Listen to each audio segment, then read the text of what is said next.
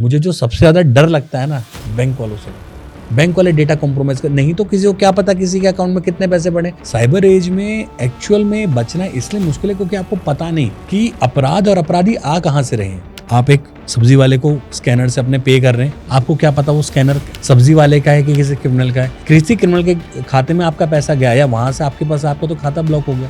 Dark web, क्या ये अभी भी, is it still a reality to do things that you can not do in the real world? Sir, dark web is the only reality that actually exist. जो हम जिस दुनिया में है बहुत छोटा है। आज अगर आप देखें, एक पिस्टल से लेके एक ब्रिटिश पासपोर्ट तक डोर स्टेप पे आता है डार्क वेब के थ्रू। आपको कहीं भी where there is a lock there is a key, बिना चाबी का कोई ताला होता नहीं है। पब्लिक वाईफाई यूज करने का मतलब है आप प्लेट में किसी को फोन अपना ओपन करके दे रहे हो, कुछ करने की जरूरत नहीं है। आप पब्लिक वाईफाई पे जाओ, फिर अपना सारा डेटा भूल जाओ कि आपने क्या किया। कुछ भी सेफ नहीं है आज के टाइम पे। तो पब्लिक वाईफाई से क्या आपका मतलब वो वाईफाई भी जैसे होटल में हम जा रहे हैं? डेफिनेटली। क्या होता है ना, लोग सोचते हैं हैकिंग टूल है, हैकिंग सॉफ्टवेयर। नहीं, हैकिंग एक साइकोलॉजी है। Hacking is knowledge. वो नॉलेज से आपको पकड़ते हैं। स्टूडेंट देखिए, जो केमिकल इंजीनियर है वो दवाई भी बना सकता है और वो बॉम्ब भी बना सकता है। इम्प्लीमेंटेशन कैसा है ये माइंडसेट डिसाइड करता है, परवरिश डिसाइड करती है। एक ऑनलाइन हैबिट जो आपको लगता है कि बंद करवानी चाहिए? सबसे पहले तो मैं ये कहूंगा, भाई पोर्न देखना बंद कर। क्या आपको पता है सबसे ज्यादा इन्फेक्टेड दुनिया में टॉयलेट सीट नहीं होती है या वो नोट नहीं होता है, वो होती है पोर्न वेबसाइट। इतनी इन्फेक्टेड होती है the moment you are on it. दो टाइप के लोग मैं मानता हूँ कि साइबर क्राइम का सबसे ज्यादा शिकार होते हैं। लालची, ठरकी। नौ सीखिया नहीं होता। मेरे दादाजी को नहीं आता था, उनका क्या क्राइम होने वाला है, बट वो जो आदत होती है ना कि कुछ तो दिख जाएगा वो खराब है और कुछ तो मिल जाएगा वो आदत खराब है। जैसे फ़ोन कॉम्प्रोमाइज़ होना या फ़ोन हैक होना, अगर ये होता है हमारे साथ, क्या कुछ ऐसे इंडिकेशंस हैं जो दिखते हैं जिससे हमें पता लग जाए? बिल्कुल। आपका फ़ोन एक तो एक्स्ट्रा हीटअप हो जाएगा क्योंकि उसका डेटा ट्रांसफर हो रहा है ना, आप नहीं कर रहे लेकिन कोई तो कर रहा है। अगर आपका दिन का 1 GB का इंटेंट है कि यहाँ 1 GB जाता है, पर किस दिन 3 GB जा रहा है, 2.5 GB जा रहा है, तो उस दिन आप नोट करें कि क्यों जा रहा है। आपका फ़ोन 200% कॉम्प्रोमाइज हो चुका है। कुछ ना कुछ उसके अंदर ऐसी एक्टिविटी चल रही है जो आपसे छुपी हुई है, या इसको हमारी लैंग्वेज में कहते हैं स्टेल्थ मोड पे। आपका एक फेसबुक का अकाउंट है, आप उसको काफी टाइम से यूज नहीं कर रहे, बन के छूट गया। आपने सोचा ठीक है पासवर्ड नहीं मिल रहा, चलो ठीक है मैंने हैक ही कर लिया, अरे उसमें कुछ नहीं था, ऐसी मेरी कोई पर्सनल फोटो नहीं है, मेरी कोई चैट नहीं है। लेकिन अगर उसी से, क्योंकि वो आपने बनाया, आपकी डिवाइस पे बना था, मैं राहुल गांधी को कुछ ऐसा मैसेज कर दूं जिससे वो ऑफेंड हो जाए, तो सर वो लाल बत्ती की गाड़ी आपके घर आएगी लेने, आपको मेरे घर नहीं आने वाली। एक फलाना मिनिस्टर है XYZ, नो मैटर कितनी बड़ी सिक्योरिटी, अगर उसके फोन में सिम है, अगर उसके फोन में इंटरनेट है, हैकेबल है। आप एक ही कंडीशन में हैक नहीं हो सकते हो, सिम अलग हो, मोबाइल स्विच ऑफ हो। लेकिन मोबाइल स्विच ऑफ हो, ढूंढा आपको तब भी जा सकता है।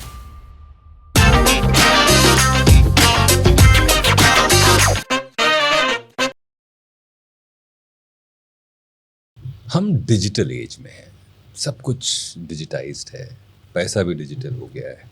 इनफैक्ट कई बार ऐसा होता है कि मैं घर से निकल जाता हूँ, वॉलेट नहीं होता है मेरे पास, और जगहों पर पहुँच मुझे एहसास होता है कि अरे मैं तो वॉलेट नहीं लेकर आया। मैंने 2 शहरों की यात्रा कर ली बिना वॉलेट के, और वो 2 शहरों के बाद समझ में आया कि अरे यार वॉलेट तो है ही नहीं हमारे पास। डिजिटल ने या साइबर की दुनिया ने हमारी जिंदगियों को बहुत आसान कर दिया है, लेकिन हर सिक्के के 2 पहलू होते हैं।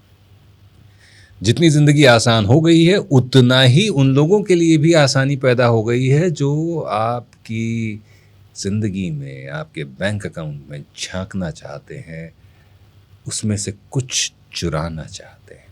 और मैं यहाँ सिर्फ पैसे की बात नहीं कर रहा। तो साइबर फ्रॉड, साइबर क्राइम्स, ये आज की दुनिया की हकीकत है, और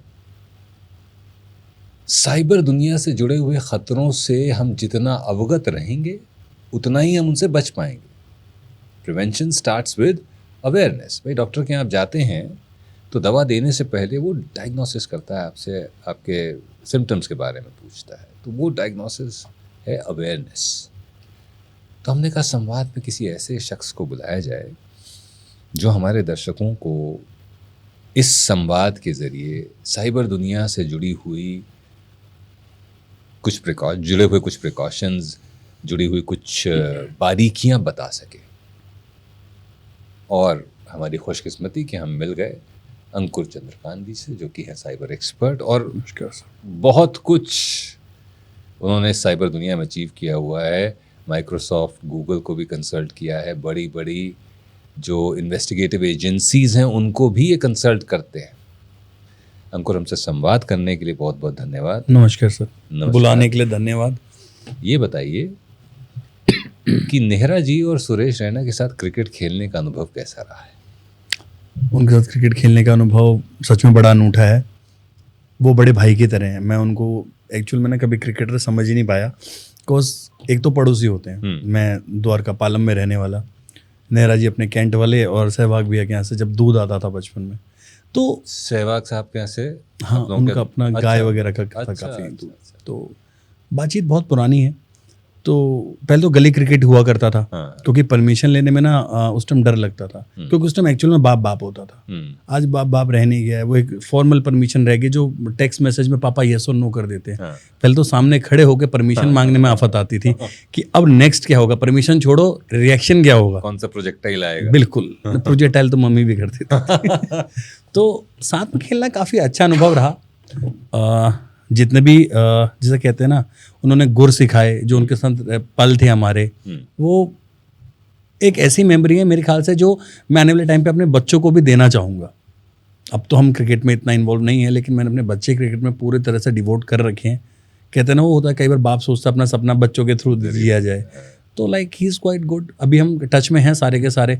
लेकिन जो हमारा एक बहुत पुराना किस्सा है जो आज भी हमें याद आता है, जब हम सोनेट क्लब में खेला करते थे वेंकटेश्वरा कॉलेज में, तो उस टाइम कोहली वगैरह काफ़ी जूनियर थे। तो एक बार पानी लाने की बात हुई, तो पानी लाने का काम या तो मेरा था या फिर जो नया पर्सन आया, और हम तो वहाँ के लोकल थे। तो मैंने कहा हम तो पानी नहीं लाएंगे किसी भी हालत में। तो हमने पानी मंगवाया कोहली से, ठीक है, जो आज किंग कोहली है, ठीक है, बिल्कुल मतलब बहुत काम किया अपने आप पे उन्होंने, और जो डिसिप्लिन की एक अनूठी मिसाल है विराट कोहली। तो उस टाइम मंगाया गया, लेकिन अब शब्द तो उनके वैसे ही थे, कर्ण भेदी एकदम। तो वहीं से एक आवाज़ आती है, पर वो आवाज़ उसी टाइम नेहरा जी ने शांत कर दी, और पीछे से सहवाग ने।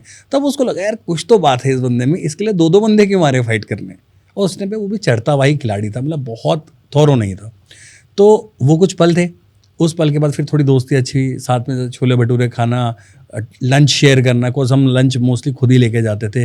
वहाँ पर रूल था जो आया है मिल बांट के खा लो। और बाद में कई बार मैच होते थे, अब दिल्ली में कई मैच होते हैं, उसमें कुछ ना कुछ लग ही जाता है। पैसे ना लगें तो ठीक है यार, आपकी टीम हारेगी तो आज का जो शाम का खाना है वो हम कराएंगे, या फलानी जगह के छोले भटूरे हम खिलाएंगे। तो मतलब वो एक याद है ना जो आप पैसों में खरीद नहीं सकते कहीं भी। आज वो पल जीने के लिए मैं कुछ भी खर्च कर सकता हूँ दोबारा, लेकिन मिलेगी नहीं मिल पाएंगे। तो बातचीत होती है? बातचीत होती है, लेकिन अब वो प्रोफेशनल ज़्यादा हो गए हैं। हमने वो लाइन छोड़े हुए मुझे लगभग 16-17 साल हो गए हैं। हम totally into cyber security and forensics. तो फोन करके कभी पूछते हैं कि यार ये बहुत हमें परेशान कर रहा है? वो तो नहीं पूछते, लेकिन मैं बीच बीच में करता रहता हूँ। अच्छा। देखो अभी वो उस जगह के दिग्गज है ना, जो चीज़ हम फिलहाल छोड़ चुके हैं, तो हमें अगर बना के रखनी हमें फ़ोन करना पड़ेगा। हाँ, आप दिग्गज जिस फील्ड के हैं उस फील्ड से भी उनका वास्ता पड़ता होगा भाई। कई बार होता है, मैं आपको अपना किस्सा बताता हूँ।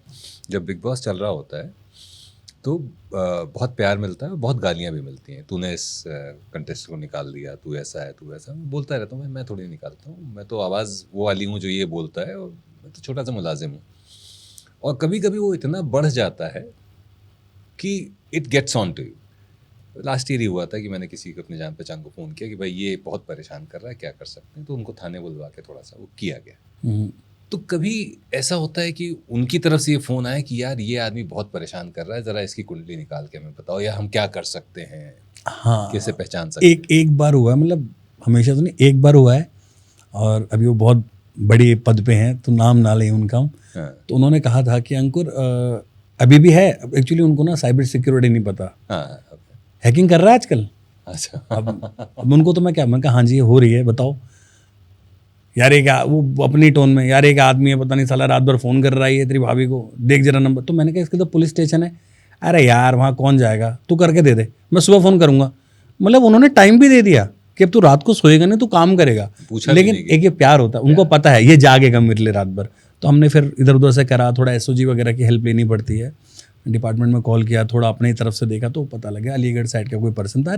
वो एक रैंडम कॉलर था, उसको कहीं से नंबर मिल गया होगा, उसको ने देखा कि लड़की ने उठाया है तो ही कैप्टन कॉलिंग, तो ऐसा कुछ था। तो एक वो दिक्कत आई थी, बाकी ऐसे तो नहीं है। लेकिन हाँ, बॉलीवुड में बहुत जो पंगे होते हैं तो याद किया जाता हूँ। अच्छा। तो ये बॉलीवुड वाला तो हम आएंगे, लेकिन पहले अब क्योंकि हमने शुरुआत ऐसी कर दी कि दर्शक सोच रहे होंगे कि चल क्या रहा है। साइबर सिक्योरिटी से जुड़े हैं आप, एक्सपर्ट माने जाते हैं उसमें, कितना ज़रूरी है आज के दौर में जागरूक सजग रहना और बेसिक्स साइबर सिक्योरिटी से जुड़े हुए बेसिक रूल्स को फॉलो करना, अडेप्ट करना, उनके बारे में जानकारी रखना। देखिए, आप एक साइबर एरा में हैं, तो मैं तो यही कहूँगा कि when in Rome do as Romans. बहुत सिंपल सा है। जब एक समय था, क्योंकि जो मेरा समय है, मैंने तो जो कम्युनिकेटर फ़ोन है वो भी देखे हैं, नोकिया के 6600 भी देखे हैं, फ्लॉपी डिस्क भी देखी है। आज की जनरेशन ने नहीं देखी है। तो जिसको सब कुछ हाथ पे मिल जाता है ना, तो कहीं ना कहीं पर उसके अंदर एक इग्नोरेंस आ जाती है। अब उनको लगता है कि मेरा तो कोई क्या ही कर लेगा टाइप, मैं am so fluent in social media, ये तो मुझे पता है। लेकिन लोगों को अक्सर समझ नहीं आता, डूबता भैया जिसको तैरना आता है, जिसको नहीं आता वो घर बैठा। अब मुझे अच्छी स्विमिंग नहीं आती, मैं जाता ही नहीं। मैं पहले पूछता हूँ 4 फीट का आने से ऊपर तो नहीं है ना, क्यों? अगर मैं गिरूँ भी भाई, मैं खड़ा हो जाऊँ पैरों पे, वो चीज़ है। लेकिन आजकल लोगों में इतना इग्नोरेंस आ गया है, उनको लगता है कि यार सोशल मीडिया का तो मैं प्रो हूँ। हम प्रो नहीं है, मैं तो आज भी स्टूडेंट हूँ, लेकिन लोग सोचते हैं वो प्रो हो गए हैं। वो प्रो के चक्कर में ना वो कई बार ऐसी गलतियाँ कर बैठते हैं। मतलब पैसा बहुत छोटी चीज़ है, मैं पैसे की तो बात नहीं करूँगा, इज्जत और जान तक दाव पे लगती है। जब हम गूगल में काम कर रहे थे, तब हमारे पास एक केस आया था सेक्सटॉर्शन का। एक्सटॉर्शन आपने बहुत सुना होगा, दिस इज सेक्सटॉर्शन।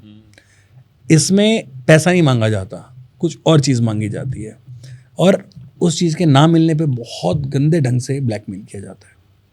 उस लड़की को ब्लैकमेल किया एक लड़के ने, वो उसको किसी डेटिंग ऐप पे मिला था। डेटिंग ऐप पे मिलने के बाद उसने बहुत ट्राई किया कि ये लड़की मेरे साथ फिजिकल हो जाए। अच्छा। जब नहीं हुआ तो उसने उसका एक फेक पूरा का पूरा एआई से, उस टाइम तो फोटोशॉप ज़्यादा चलता था, एआई का इतना एडवांस लेवल नहीं थे तब, तो फोटोशॉप करके। अब लेकिन माँ बाप होते हैं ना कहीं उनकी ये गलती है कि बच्चे पे ट्रस्ट नहीं करते, वो एक क्रिमिनल पे ट्रस्ट कर लेंगे। तो उसने बोला कि मैं तेरे मॉम डैड को दिखाऊंगा। उस लड़की ने पहले मतलब बैक किया, रिक्वेस्ट किया कि ऐसे मत कर। फिर उस लड़के को कहीं ना कहीं से ट्रांसफ़र भी किए। उस टाइम पे शायद उसने 17,000 या 27,000 कुछ अमाउंट किया था, लाइक लॉन्ग बैक, तो इसलिए मुझे एग्जैक्ट याद नहीं है। फिर उस लड़के ने बोला कि चल ठीक है, तू नहीं आ सकती, लेकिन तेरे फेसबुक पे एक लड़की है जो मेरे यहीं की है, उज्जैन का था वो लड़का, तो मेरे यहाँ की है। तो उसने बोला ये तो मेरी कोई खास फ्रेंड नहीं है। उसने बोला फ्रेंडशिप कर, तेरे में ऐड कैसे है। उस लड़की ने उससे बात करी, फिर मिलने का उसका सेट किया कि मेरा एक फ्रेंड है, वो लाइक तुझे लाइक करता है, तो उससे मिलना चाहता है। ये बात कहाँ पर हमारे पास अटकी, उस लड़की के भाई ने मैसेज पढ़ लिए कि मेरी बहन किसी न किसी लड़के के लिए ऐसे किसी को कुछ अरेंज कर रही है कि तू जा फ्रेंडशिप कर। तो उसका भाई एकदम अलर्ट हुआ, थोड़ा हाथापाई हुई होगी भाई बहने, बात उनके मॉम डैड तक पहुंची, पुलिस केस बना। और एक्चुअल में बताऊं तो दिल्ली की लैंग्वेज में सबने घोड़े खोल लिए, नहीं मिला बंदा, क्योंकि इतना एडवांस साइबर इन्वेस्टिगेशन था ही नहीं तब। आपको यही नहीं पता कि अगली कड़ी क्या है। आपको देखो, जब तक जो पुलिसिंग है, पुलिसिंग एक बेसिक प्रोसीजर पे काम करती है। आप साइबर में इतने एक्टिव क्यों नहीं है? बिकॉज उस टाइम पे अगर आप यूपीएससी भी क्लियर करके आते हैं, ठीक है, एक अच्छी जो आपकी स्टार्टिंग पोस्ट है आईपीएस की, डीएसपी है, उससे अबव, तो आपको साइबर की क्या नॉलेज होती है? जब आपके करिकुलम में ही नहीं है, वो तो आपने जो पढ़ लिया, you are updated on that. तो जब आपको पता ही नहीं है तो आप कैसे काम करेंगे? And how can you expect from an SI कि वो करेगा? आपने तो उसको डिप्लॉय कर दिया काम कि मैं नहीं करूँगा, आप करोगे, वो कैसे करेगा? तो उसके पास भी कुछ हल नहीं था। तो मेरे पास आया ये केस किसी के थ्रू। तो अब लड़की इन्वॉल्व थी, तो हम ज़्यादा टाइम नहीं वेस्ट कर सकते थे। हमने आनंद फानंद में जितना हुआ, रात को बैठ के हमने उस बंदे को ट्रैक किया, आईपी एड्रेस से उठाए। एक ट्रायंगुलेशन मेथड होता है बेसिकली, आपको सेल जो टावर होते हैं, जैसे आपको देखना है कि कौन सा पर्सन कहाँ पर है, उसकी लेटेस्ट लोकेशन क्या है, तो इसको ट्रायंगुलेशन मेथड कहते हैं सेल टावर का। तो उसके थ्रू हमने देखा कि पर्सन की एग्जैक्ट लोकेशन क्या है। फिर हमने उसको ढूंढा, क्योंकि वो जो लड़की थी वो आत्महत्या तक पहुँच गई थी। सोचो, मतलब हम सोचते हैं कि साइबर क्राइम सिर्फ पैसे के लिए होता है। बॉस, पैसा तो गया, आ जाएगा, जान कैसे आएगी? अगर माँ बाप को पता ही ना हो कि उनकी बच्ची ने सुसाइड क्यों किया, किस लिए जान गई, तो लाइफ टाइम बस सोचते रह जाएंगे कि क्राइम हुआ क्यों। और वो क्रिमिनल तब तक किसी और को अपना शिकार बना लेगा, क्योंकि वो तो खुला घूम रहा है। ये फाइनली पकड़े गए भाई साहब? हाँ, पकड़ा गया था। सुताई भी काफ़ी अच्छी हुई थी। पर अगर इसी का फॉलोअप क्वेश्चन मैं लूँ, तो क्या डिजिटल लॉज अभी इतने, या साइबर फ्रॉड से जुड़े लॉज इतने स्ट्रिंजेंट हैं कि ऐसे लोग एक बार अगर हत्ते चढ़ जाएं तो ये ऐसी सज़ा हो कि हाँ भाई दोबारा वो इस तरह की हिमाकत ना करें, क्या अभी इतने स्ट्रांग हुए हैं या लूप होल्स हैं अभी भी? अनफॉर्चुनेटली नो, अभी इतने स्ट्रिक्ट रूल्स नहीं हैं डेफिनेटली, बट हाँ इंडिया की साइबर पॉलिसी है, वो डे बाय डे उस पर कुछ ना कुछ अपडेशन होता है, नए नए प्रोटोकॉल्स बनते हैं कि हाँ भाई अब अगर इस टाइप का क्राइम है तो हम इससे कैसे मतलब जूझें या इससे इसको कैसे टैकल करें, इसके बाद हमारा नेक्स्ट स्टेप क्या होगा। बिकॉज सी कहते हैं ना, where there is a lock there is a key, बिना चाबी का कोई ताला होता नहीं है। एंड अगर क्राइम नहीं होगा तो पुलिसिंग का क्या मतलब है, आप बताओ। क्राइम तो हो ही रहा है, ठीक है, और क्राइम इवॉल्व होता है तो पुलिसिंग इवॉल्व होती है, कभी पुलिसिंग पहले इवॉल्व होती नहीं है। आप सोचो, जब क्राइम है ही नहीं तो आपको क्या पता नेक्स्ट होने क्या वाला है।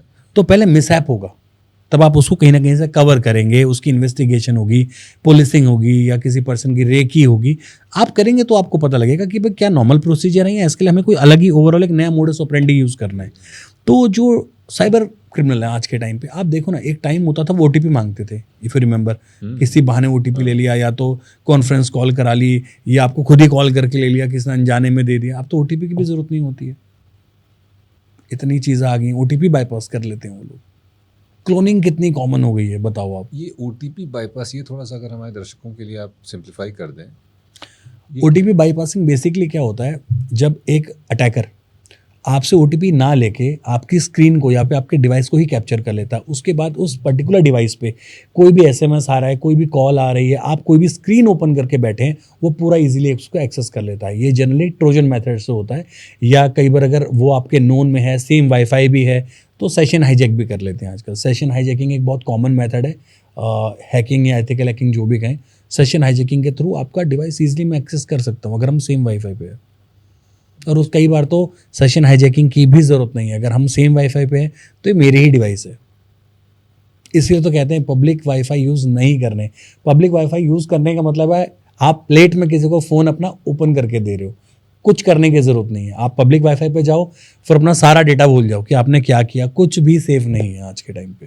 तो पब्लिक वाईफाई से क्या आपका मतलब वो वाईफाई भी जैसे होटल में हम जा रहे हैं डेफिनेटली, जो कि पासवर्ड से खुलता है हमारे, मतलब पासवर्ड एज इन हमारा जो लास्ट नेम और रूम नंबर, वो भी पब्लिक वाईफाई ही है।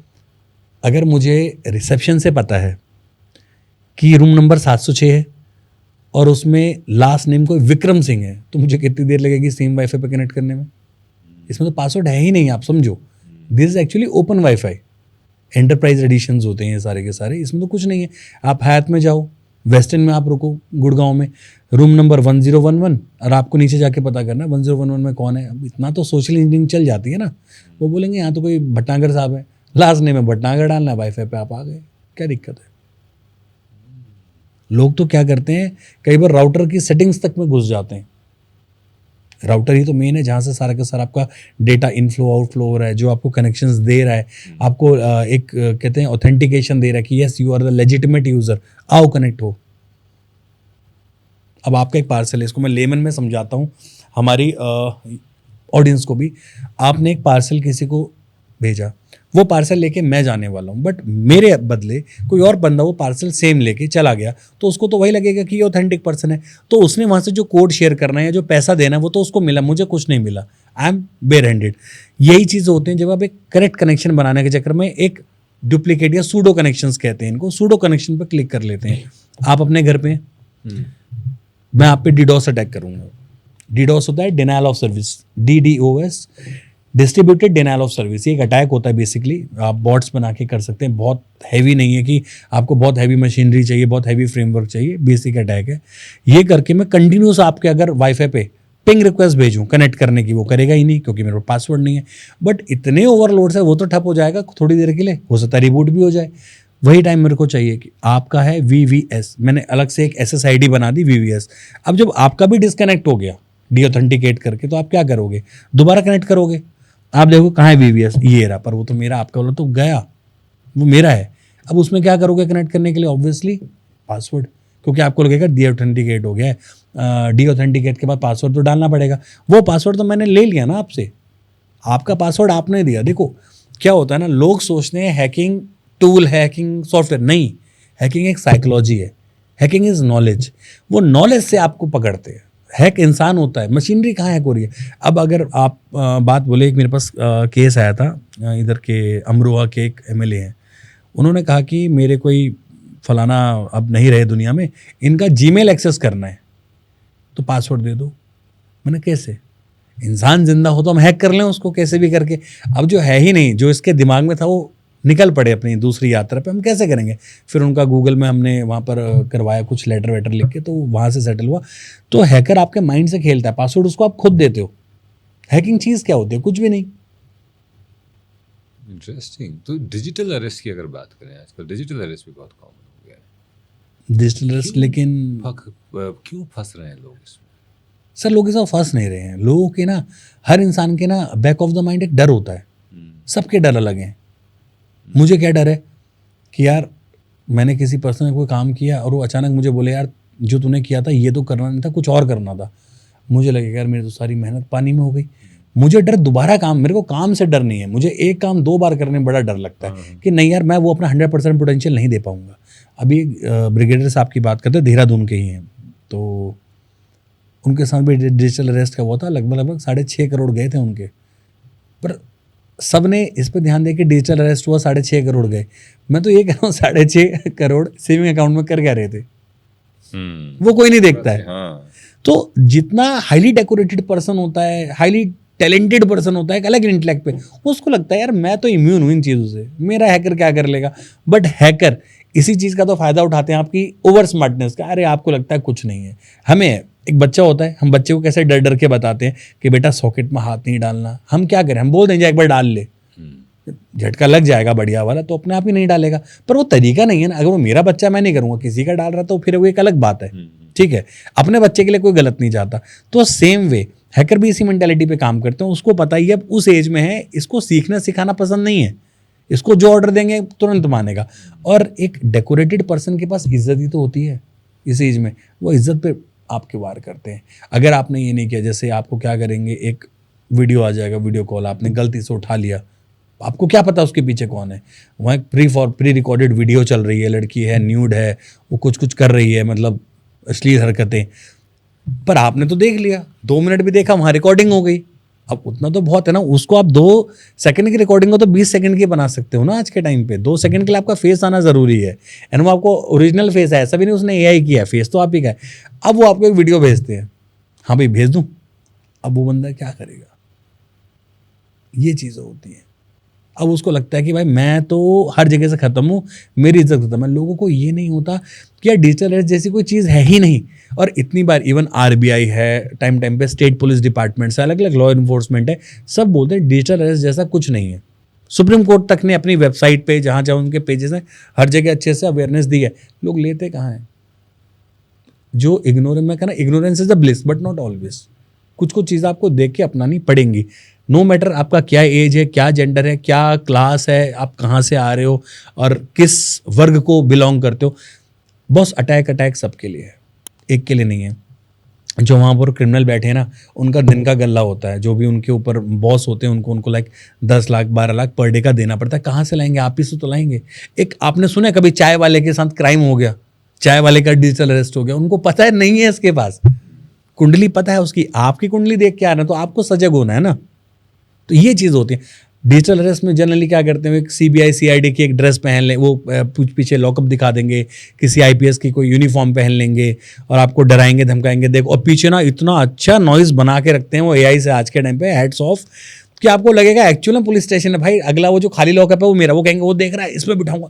एंड इमेजिन, आपको हमेशा सबने सैल्यूट किया है, सर बोला है, और वो आपको कह रहा है तेरी क्या औकात है, तेरे को यहाँ बिठाऊंगा साले। मतलब वो अपने आप में एक टॉर्चर हो जाता है कि इसने मेरे से ऐसे कैसे बात कर ली, और उसी टाइम आप डाउन आ जाते हो। और एक बार आपने सरेंडर किया तो बहुत से लोग छोड़ते नहीं हैं आपको। एआई की आप बात कर रहे हैं, तो क्या ये इंस्टाग्राम वगैरह पे जो रील्स डालते हैं उससे वॉइस क्लोनिंग और हमारे चेहरे को क्लोन करके क्या उसको मिसयूज किया जा सकता है? देखिए, मिसयूज़ तो हर चीज़ का है, मिसयूज़ की बात करें तो बाकी बहुत सारे कॉमन टूल्स हैं आज के टाइम पर। अगर आपको अच्छी आवाज़ चाहिए, आवाज़ का क्लोन बनाना है, हमारे पे 11 लैब्स है, सबको पता है 11 लैब्स क्या है। जो भी आज के टाइम म्यूज़िक इंडस्ट्री में है तो उनको पता होता है। तो हम कैसे मान लें कि औरों को नहीं पता? क्लोनिंग तो ईजी है। सेम वे अपना हिग्सफील्ड है, हेजेन है, इनसे आपकी जो फेस है, फेशियल एक्सप्रेशन है, इनकी रिकॉर्डिंग होती है। मैं खुद कई बार अपने जो लेक्चर्स होते हैं ऐसे ही बनाता हूँ, देखिए आप ना एक स्टूडेंट देखिए जो केमिकल इंजीनियर है वो दवाई भी बना सकता है और वो बॉम्ब भी बना सकता है। इम्प्लीमेंटेशन कैसा है ये माइंडसेट डिसाइड करता है, परवरिश डिसाइड करती है, आप किस बैकग्राउंड से ये चीज़ डिसाइड करते हैं। आपने जाना ही डिस्ट्रक्टिव साइड में तो कंस्ट्रक्टिव कुछ कर ही नहीं पाएंगे आप। बड़ी चिंता वाली बात है, चिंतनीय विषय है कि अब ये और बढ़ेगा ही। इसका इससे बचाव क्या है तो चलिए इसके बारे में पूछेंगे। सिम क्लोनिंग एक समस्या थी जो पहले बहुत होती थी, क्या अभी भी उतनी प्रेवलेंट है? अब तो और इजी हो गया एक्चुअली। दिल्ली में एक जगह है नेहरू प्लेस, अगर आपको पता हो, बहुत मतलब एशिया का बिगेस्ट कंप्यूटर मार्केट कहते हैं उसको। वहाँ पर जिनकी सेटिंग है, एंड मैं मानूंगा इस सेटिंग के बारे में पुलिस वालों को तो डेफिनेटली पता होता होगा, जब हमें पता है तो वहाँ जाके आपने खाली बोलना है खांचा सिम दे दो। खांचा सिम इज ब्लैंक सिम। अच्छा। इन क्या कॉस्ट होती होगी? 50 पैसे के 3 मिलते हैं। वो 50 पैसे जो आज शायद चलते भी नहीं है, क्या कहते थे, 8 आने के 3 सिम, क्योंकि बल्क में आते हैं ना। क्योंकि एक बार आपने एक सिम को बर्न किया, कई बार होता नहीं होता है, फेंक दिया, दूसरा यूज़ किया, तो वो तो use and throw razor type है, चल गया, ठीक है, नहीं बाहर। तो क्लोनिंग तो बहुत इजी हो गई और बहुत लोगों की होती है, अक्सर लोगों को पता नहीं होता। जैसे आपका जब सिम क्लोन हो रहा होता है तो उसके अंदर एक की होती है, QI की पढ़ते हैं उसको। की का सारा खेल है। अगर वो जिसको की निकालनी आ गई हो तो किसी का भी सिम क्लोन कर देगा। एक होता है पैरेलल क्लोन, एक होता है सिंगल। एक क्लोन में तो आपका कई बार क्या होता है, लेट्स से आपका किसी ने फ़ोन क्लोन कर दिया, ठीक है, दिस कॉल क्लोनिंग। एक होती है पैरेलल क्लोनिंग। पैरेलल क्लोनिंग में क्या होता है, कई बार दोनों के दोनों जो सिम होते हैं वो एक्टिव होते हैं, क्योंकि वो सिम नहीं होता, वो खांचा सिम होता है। वो आपका ऑपरेटर नहीं, वो आपके फ़ोन से पकड़ रहा है। इमेजिन जो आपको OTP आना है वहाँ आ रहा है। बाप रे। इजराइल में एक से एक टूल्स हैं। क्या ही करें, मतलब साइबर एज में एक्चुअल में बचना इसलिए मुश्किल है क्योंकि आपको पता नहीं कि अपराध और अपराधी आ कहाँ से रहे हैं। आप एक सब्जी वाले को स्कैनर से अपने पे कर रहे हैं, आपको क्या पता वो स्कैनर आप उस पर्टिकुलर सब्जी वाले का है कि किसी क्रिमिनल का है। किसी क्रिमिनल के खाते में आपका पैसा गया या वहाँ से आपके पास, आपका तो खाता ब्लॉक हो गया। आजकल आप देख रहे होंगे काफ़ी न्यूज़ आती है, अकाउंट्स बैन हो गए, अकाउंट फ्रीज हो गए, साइबर ने उस पर लीन मार्क कर दिया अकाउंट। क्यों होता है ये? इसलिए तो होता है। मेरे पास ऑलमोस्ट महीने के 3 से 4 हज़ार क्वेरी आती है इंस्टाग्राम पे कि हमारा अकाउंट है, जो बैंक अकाउंट है, वो लीन मार्क हो गया। और वो बंदे ऐसे हैं, कोई स्कूल टीचर है, कोई कुछ है, मतलब उनको तो दूर दूर तक किसी स्कैमर से लेना देना नहीं है। स्कैमर क्या, किसी के थ्रू पैसे आ गए, 150 रुपये आए और किसी का सैलरी वाला सेविंग अकाउंट था, वो पूरा खाता ही ब्लॉक कर दिया। अब वो लेडी कह रही है कि मैं अपना घर कैसे चलाऊँ, I am a single mother. अब बताओ, कभी साइबर सेल के चक्कर काट रही है, वो कहते हैं बैंक जाओ, बैंक वाले कह रहे हैं साइबर सेल से हमारे पास कंप्लेंट आई थी। अरे तो जितना अमाउंट है उतना ब्लॉक कर लो। कहानी यही तो कहते हैं। 150 रुपये गलत है ना, 150 रुपये रखो। उसकी जो भी 50-60 हज़ार सैलरी आती है टीचर की, उसको घर चलाना है, उसके बच्चे हैं, वो तो छोड़ दो। 4 महीने से ब्लॉक लगा रखा है, किसको बोले? क्यों? पुलिस कहती है नहीं, हमारा पल्ला झाड़ने में एक्सपर्ट है ना यहाँ पर। Actually nobody takes the ownership of the call. ये सबसे बड़ा प्रॉब्लम है इंडिया में। और कहने में शर्म तो आती है, कई हमारे भी नोन है, छोड़ तुम्हारा अपना केस है क्या? मैंने कहा भेज दो। अपना है? नहीं, रहने देना, मत कर, रहने दे, जाने दे। तो आप क्या करोगे? इमेजिन अगर मेरे साथ कल को कुछ गलत होता है तो ठीक है यार, आई एम केपेबल इनफ, या तो मैं खुद जुगाड़ करूंगा, मैं करवा लूंगा। लेकिन अगर किसी के पास एक्चुअल में हार्ड एंड मनी है अपना, और उसके पास नहीं है अंकुर, या कोई और पर्सन नहीं है जो उसकी कंसल्ट कर सके, लीगली एड कर सके, क्या करेगा वो? सुसाइड ही करेगा।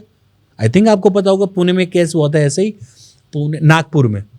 तो एक अंकल ही थे वो, उन्होंने 7-8 लाख रुपए का उनका ऐसे ही स्कैम हुआ, 7-8 लाख रुपए अकाउंट से उड़ गए उनके, ठीक है, हैकर ने निकाल लिए। बेटे की शादी थी, उन्होंने सुसाइड कर लिया कि अब मैं क्या मुंह दिखाऊंगा।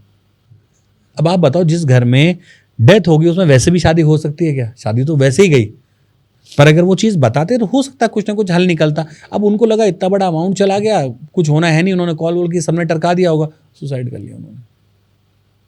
लोग फेस नहीं कर पा रहे कि पैसा, देखो हो सकता है किसी के लिए 7 लाख बहुत बड़ा अमाउंट ना हो, पर किसी के लिए 7 लाख सब कुछ उसने इकट्ठा किया है वो इतने टाइम में। फिर जो 400 रुपये की मजदूरी कर रहे हैं उनसे 7 लाख की वैल्यू पूछो ना। पुलिस केस नहीं करती हो। आजकल 1930 एक है नंबर, तो कहते हैं कि अगर आप 1930 पे स्टार्टिंग के 20 मिनट से 2 घंटे के अंदर कॉल कर लो, that is called the honeymoon period या गोल्डन पीरियड, आपका पैसा वापस आएगा। मैं आपको आज कह रहा हूँ, आप 1930 पे कॉल कर लो लाइव, करें, उठाएगा ही नहीं, उठाओ। Let's do this. हाँ, लेट्स डू दिस।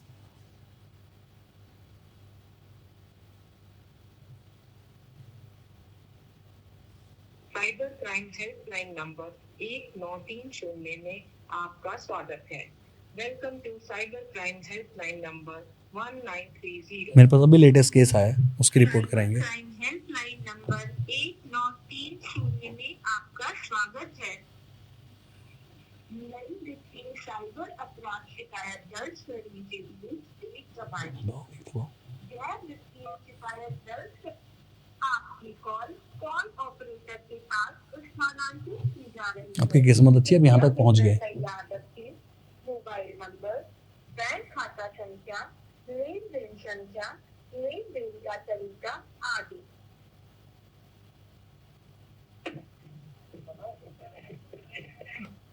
आपका उठ गया, मेरी किस्मत आपका अच्छी। उठ गया। हाँ, हाँ। ये अभी मेरे पास लेटेस्ट केस आया है, ये देखो।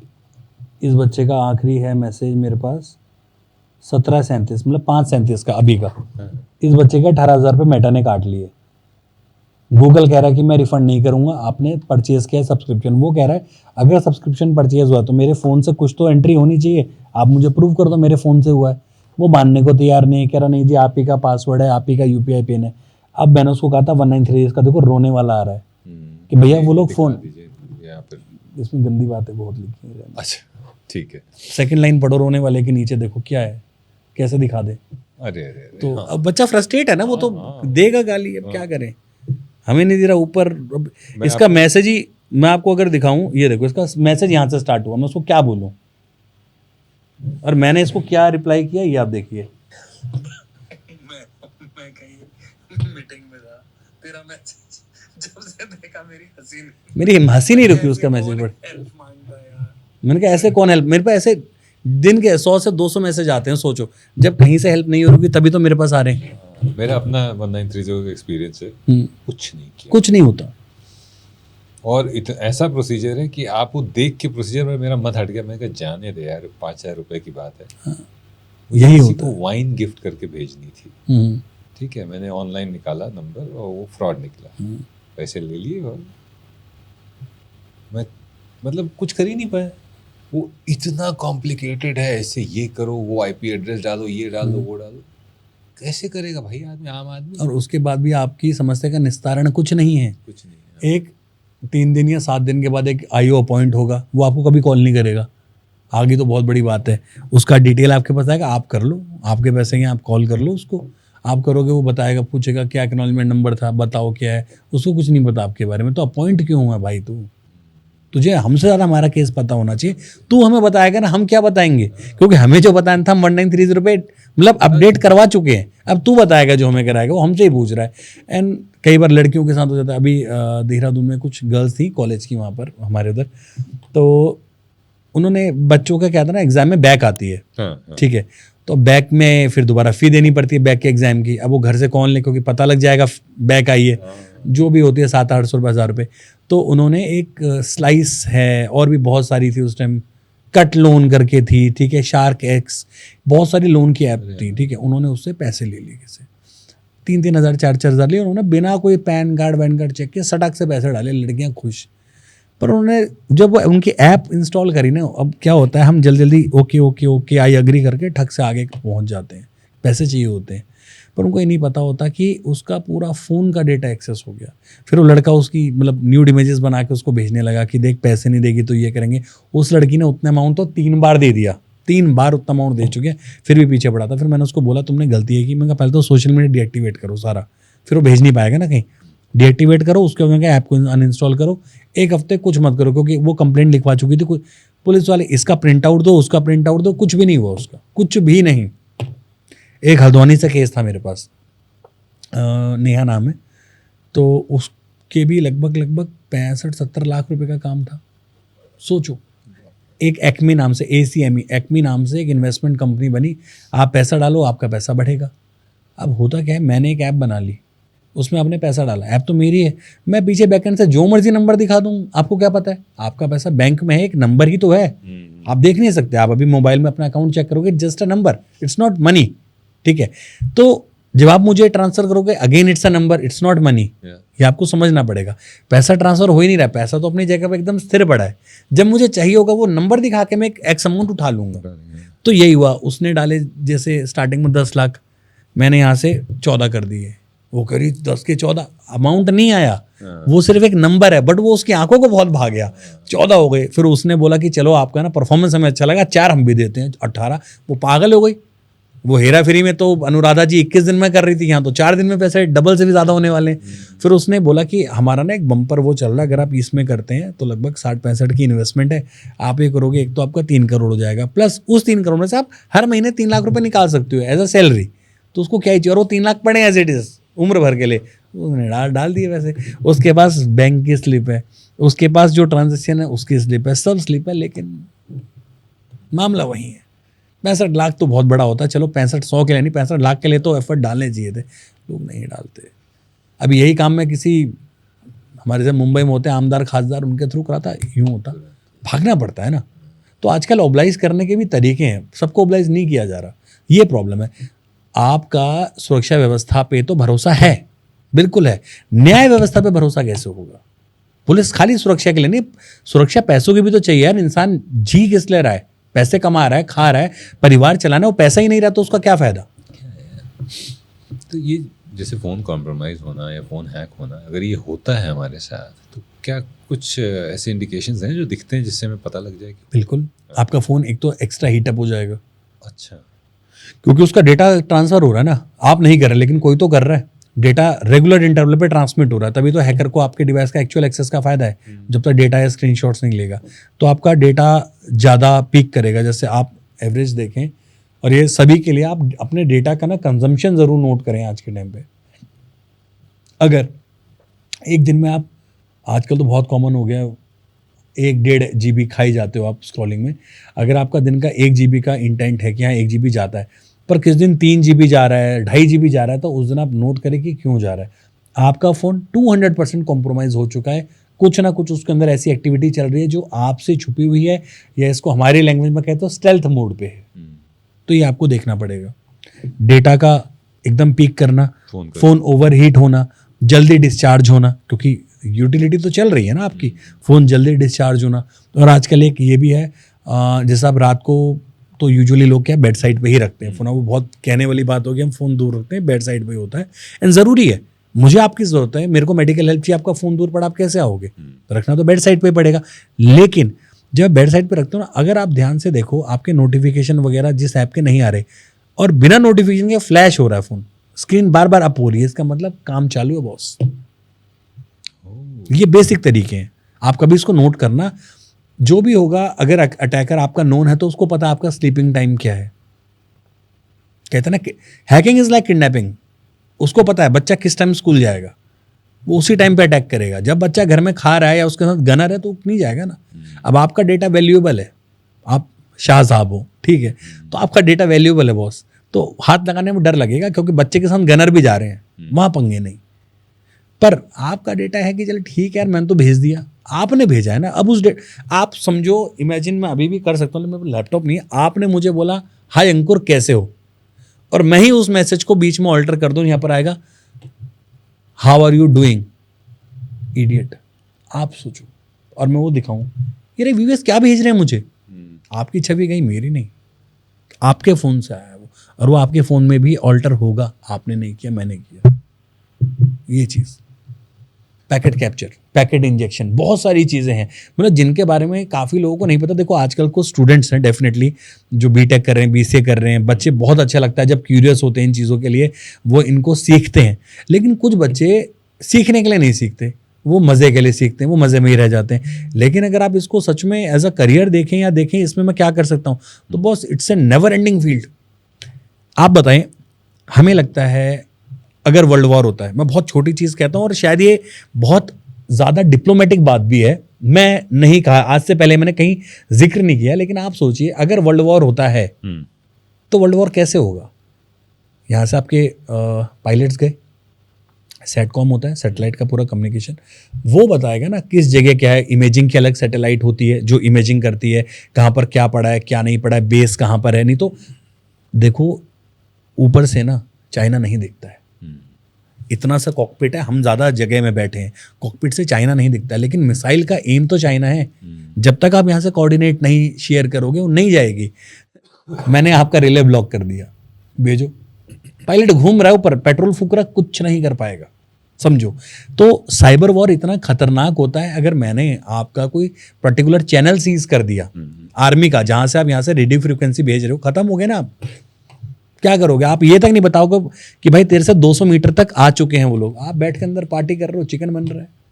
सोचो, ये सोचने से रूह कांप जाती है कई बार मेरी कि अगर ये हो गया किसी भी कंट्री में तो बेमौत कितने लोग मरे जिनको पता ही नहीं कुछ आने वाला है।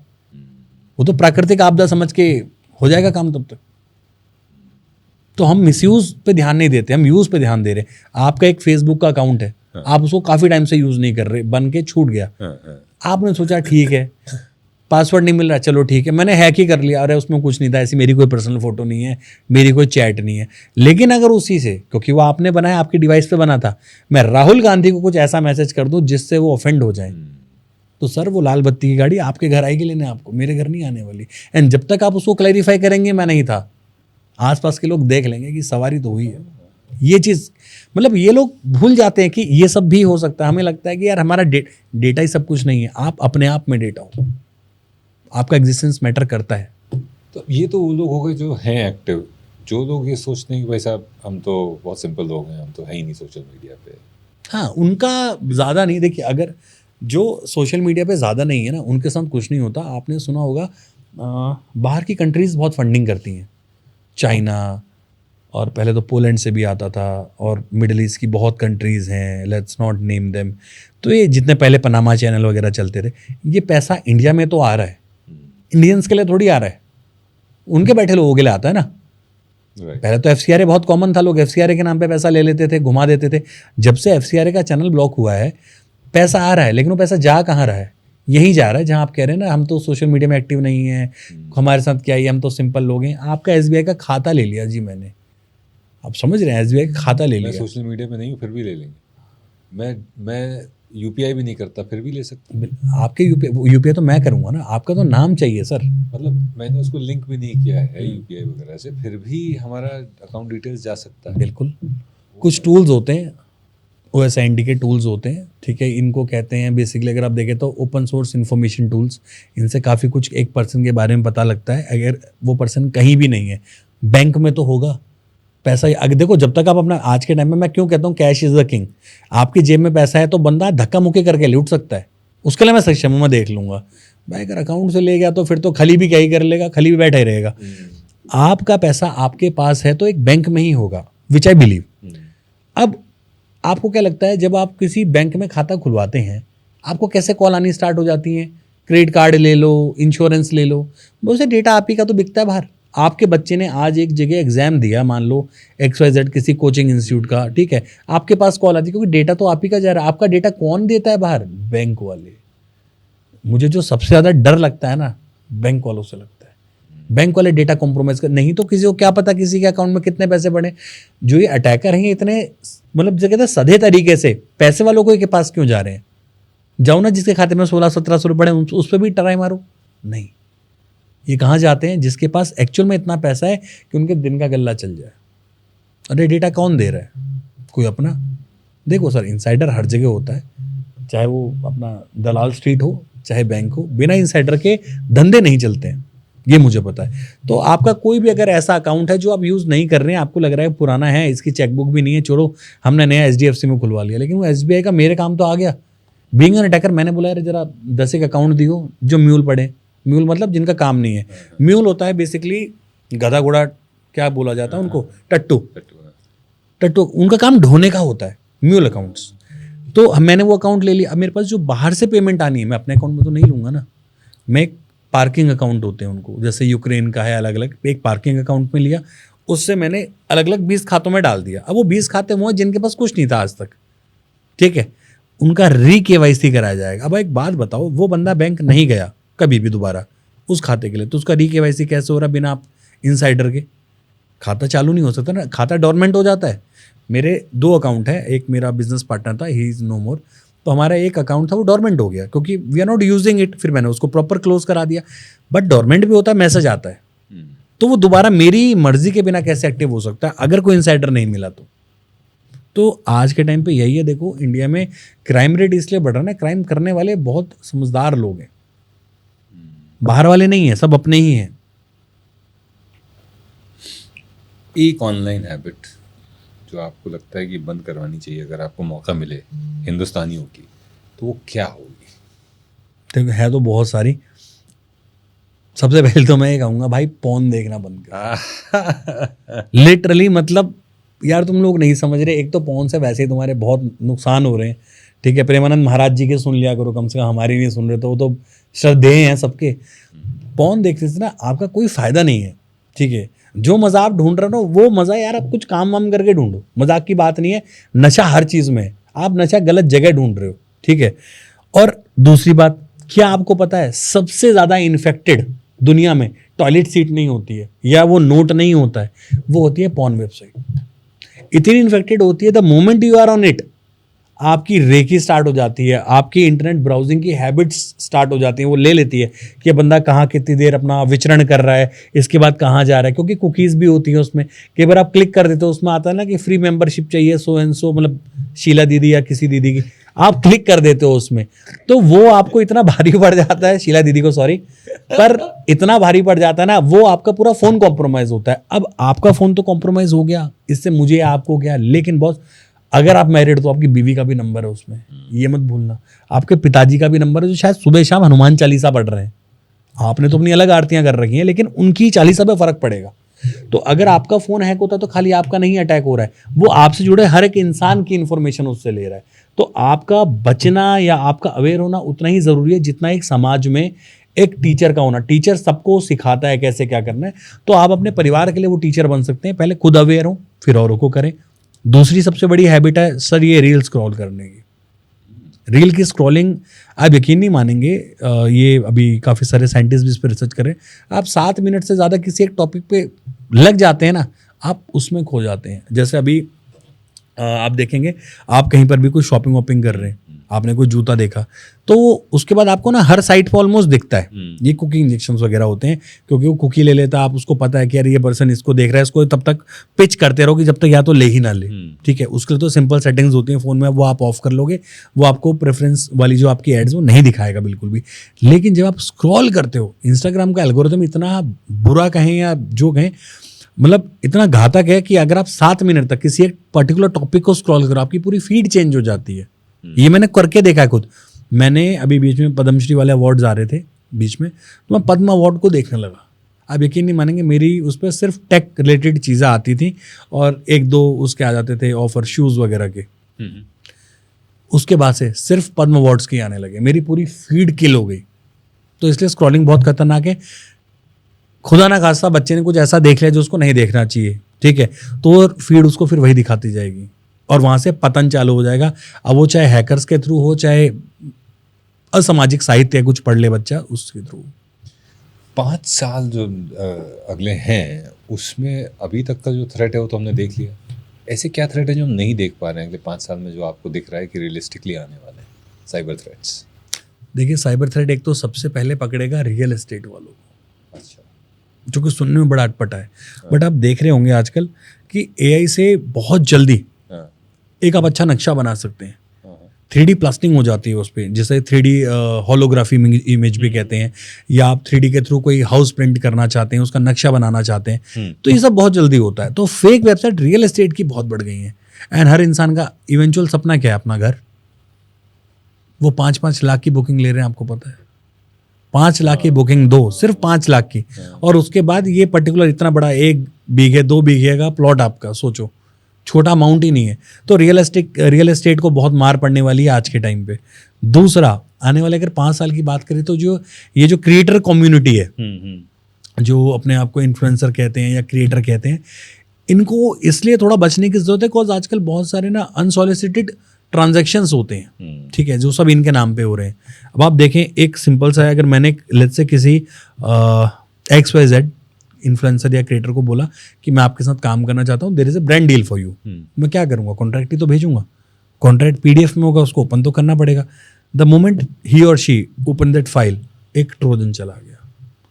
उसके बाद मैंने कहा कि एक पर्टिकुलर ईमेल है यार, ये वाली ईमेल ना हमारी कंपनी की है, ये आपको फिल करनी पड़ेगी हमारे साथ कॉन्ट्रैक्ट में आने के लिए। आप अपना जहाँ पर्सनल प्रोफाइल है वहाँ पर ये वाली ईमेल भी ऐड कर दो, सो दैट इट लुक्स कि हम आपको मैनेज कर रहे हैं। वो कहेगा ठीक है, उसने वहाँ डाला। जैसे वो ईमेल डाली, मैंने सारे पासवर्ड उस ईमेल पर मंगा के अपने पास लिए, उसका इंस्टाग्राम अकाउंट ही हैक हो गया। बहुत केस आए हैं ऐसे, स्पेशली मुंबई से, थाने और चेंबूर वगैरह से। तो जो क्रिएटर्स है ना, देखिए 2 टाइप के लोग मैं मानता हूँ कि साइबर क्राइम का सबसे ज़्यादा शिकार होते हैं। लालची, ठरकी। नौसिखिया नहीं होता, मैंने कहा ना, जिसको नहीं आता, मेरे दादाजी को नहीं आता था, उनके साथ क्या क्राइम होने वाला है। बट वो जो आदत होती है ना कि कुछ तो दिख जाएगा, वो खराब है, और कुछ तो मिल जाएगा, वो आदत खराब है। अब वो मिल जाएगा में कुछ भी हो सकता है, बस किसी को श्याम प्यारे, किसी को राम प्यारे, वो वाली बात है।